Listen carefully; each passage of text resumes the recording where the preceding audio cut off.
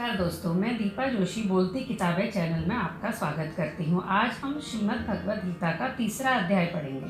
पहले अध्याय में हमने अर्जुन की व्याकुलता व स्वजनों को सामने देखकर कर्तव्य मार्ग से पीछे हटने की शंका देखी कि वह अपने लोगों को मारकर कोई भी राज्य, कोई भी सुख नहीं भोगना चाहते हैं। दूसरे अध्याय में भगवान श्री कृष्ण अर्जुन को आत्मा की अमरता के विषय में बताते हुए कहते हैं कि तू जिनको मारने का या नहीं मारने का सोच रहा है वह सिर्फ शरीर हैं। उनकी आत्मा को तू नहीं मार सकता है क्योंकि आत्मा अमर है और उस शरीर का क्या मोह जो हमेशा बदलता रहता है।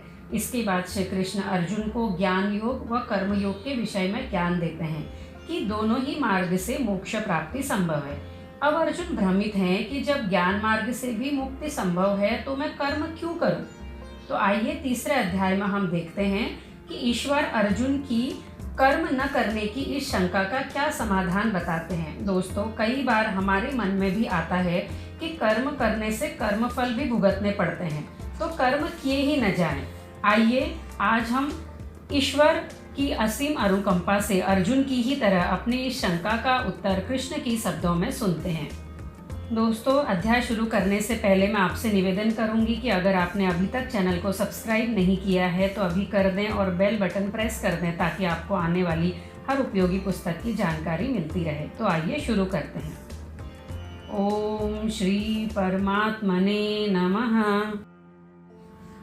अर्जुन अपनी शंका श्री कृष्ण के सामने रखते हैं और पूछते हैं, हे केशव, यदि ज्ञान मार्ग सर्वश्रेष्ठ है और उस मार्ग पर चलकर भी सद्गति मोक्ष प्राप्ति संभव है, तो आप मुझे युद्ध जैसे भयंकर कर्म मार्ग पर चलने को क्यों कह रहे हैं। आप ज्ञान मार्ग, कर्म मार्ग दोनों तरह की बातों को कहकर मुझे अधिक भ्रमित कर रहे हैं। कृपा करके अपनी गूढ़ रहस्यमयी भाषा के बदले सरल शब्दों में ऐसी निश्चित बात कहें जो मुझ जैसे साधारण समझ वाले व्यक्ति को समझ में आ जाए। कृष्ण कहते हैं, हे अर्जुन, दोनों ही प्रकार के योग मैंने तुमको बताए। ये दोनों योग अनादिकाल से मुझ में प्रकट हुए हैं। एक को ज्ञान योग कहते हैं। यह ज्ञान योग जब मनुष्य को भली भांति समझ में आ जाता है तब जीवात्मा उस परमात्मा के साथ मिलकर एकीकृत होकर तन्मय हो जाता है। दूसरे का नाम कर्म योग है। इनमें से एक को ज्ञान योग कहते हैं। यह ज्ञान योग जब मनुष्य की समझ में भली भांति आ जाता है तब जीवात्मा उस परमात्मा के साथ मिलकर एकीकृत होकर तन्मय होता है। दूसरे का नाम कर्म योग है। कर्म योग सिद्ध पुरुष उचित अवसर आने पर निर्वाण गति प्राप्त करते हैं। वैसे तो ये दोनों मार्ग पृथक पृथक दिखाई देते हैं, किंतु परिणाम की दृष्टि से अंत में ये दोनों मिलकर ही एक हो जाते हैं। ऐसा समझो, एक तो पका हुआ भोजन रहता है, एक कच्चा अन्न रहता है, परंतु दोनों का अंतिम लक्ष्य एकमात्र भूख को मिटाना है। आइए इसको एक उदाहरण से समझते हैं।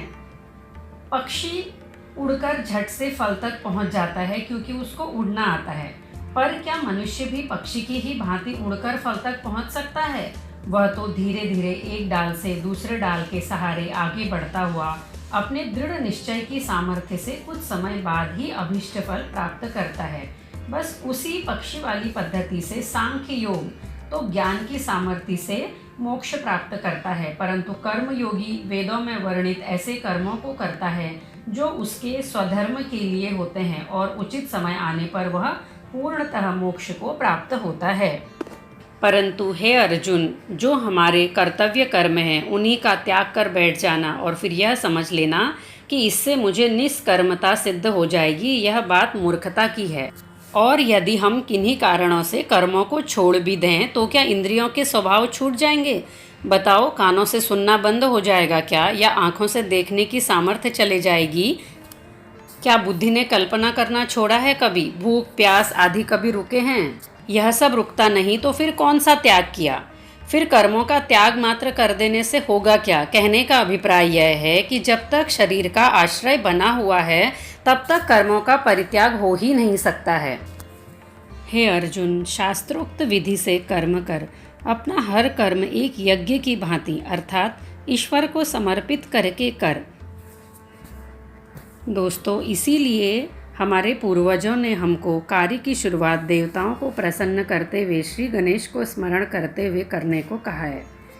इसके बाद श्री कृष्ण अर्जुन को बोलते हैं, इस प्रकार ईश्वर को कर्म अर्पित कर उनकी आराधना करने से तुम्हारी मनोकामना पूर्ण होगी व तुम परम कल्याण को प्राप्त हो जाओगे। हे पार्थ, जो पुरुष इस लोक में इस प्रकार परंपरा से प्रचलित शास्त्रोक्त के अनुसार कर्तव्य पालन नहीं करता है और सिर्फ अपनी इंद्रियों द्वारा भोग विलास में रमण करने वाला, वह पापायु पुरुष व्यर्थ ही जीता है। और इसके विपरीत जो निरंतर आत्मस्वरूप में रमण करता रहता है, वह देह धर्म के चलते रहने पर भी कभी कर्म फल में लिप्त नहीं होता, क्योंकि वह सदा आत्मबोध से संतुष्ट रहता है। उसके जीवन का कोई कर्तव्य कर्म शेष नहीं रहता है और उसके लिए कर्म का संग स्वयं ही नहीं होता है। तात्पर्य यह है कि वह सहज ही कर्म के संग से मुक्त हो जाता है। हे अर्जुन, मुझ अंतर्यामी परमात्मा में अपने चित्त को लगा व ऐसे चित्त द्वारा कर्म करता हुआ संपूर्ण कर्मों को मुझ में अर्पण करके आशा रहित, ममता रहित और संताप रहित होकर युद्ध कर। जो मनुष्य इस तरह श्रद्धायुक्त होकर इस मत का अनुसरण करते हैं, मुझ में चित्त लगाकर अपने कर्म मुझ पर अर्पित करते हुए कर्मफल की कामना किए बिना कर्म करते हैं, वे संपूर्ण बंधनों से मुक्त हो जाते हैं। अर्जुन फिर कृष्ण को पूछते हैं, हे कृष्ण, मनुष्य स्वयं भी सन्मार्ग को छोड़ना नहीं चाहता है, फिर ऐसा क्यों प्रतीत होता है कि किसी बलपूर्वक कराए गए की भांति वे किससे प्रेरित होकर पाप का आचरण करते हैं? इसके उत्तर में कृष्ण कहते हैं कि हे अर्जुन, काम व क्रोध इन दोनों के कारण ऐसा प्रतीत होता है कि मनुष्य बलपूर्वक यह कर बैठता है। यह मन के रजोगुण से उत्पन्न हुए हैं। मनुष्य की इंद्रियां, मन, बुद्धि वे स्थान हैं जहाँ पर इन रजोगुण का वास होता है। रजोगुण और तमोगुण, इनसे व्यक्ति यह कर बैठता है। दोस्तों, मनुष्य के त्रिगुणों के बारे में हम आने वाले अध्याय में पढ़ेंगे। यहाँ पे सिर्फ श्री कृष्ण ने रजोगुण से संबंधित एक छोटी सी बात ही कही है। अगर आप त्रिगुणों के बारे में जानने में रुचि रखते हैं तो मैंने डिस्क्रिप्शन बॉक्स में दे दिया है, आप वहाँ से पढ़ सकते हैं। इसके बाद कृष्ण अर्जुन को बताते हैं कि मनुष्य की इंद्रियां, मन और बुद्धि वे स्थान हैं जहां इनका वास रहता है, काम और क्रोध का। इसके कारण ही जीवात्मा इस मोह माया में फंसा हुआ रहता है। इसीलिए हे अर्जुन, तू सबसे पहले इंद्रियों को वश में करना सीख ताकि काम क्रोध नष्ट हो जाएं। बुद्धि के द्वारा मन को वश में करते हुए काम रूपी दुर्जय शत्रु को मार डाल। बुद्धि से परे सूक्ष्म, बलवान व श्रेष्ठ आत्मा को पहचान।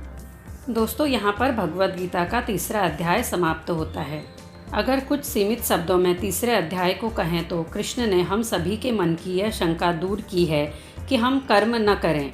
यह संभव नहीं है। जब तक शरीर है तो कर्म होते ही रहेंगे। हम कर्म नहीं करेंगे तो भी शरीर में बहुत से कर्म स्वतः ही होते रहते हैं। इसीलिए कर्म ना करने का यह विचार रखने से अच्छा है कि कर्म को शास्त्रों के अनुसार ईश्वर को अर्पण करते हुए और उसके फल के विषय में ना सोचकर किया जाए, ताकि हम कर्म बंधन से मुक्त होने की राह पर चल सकें।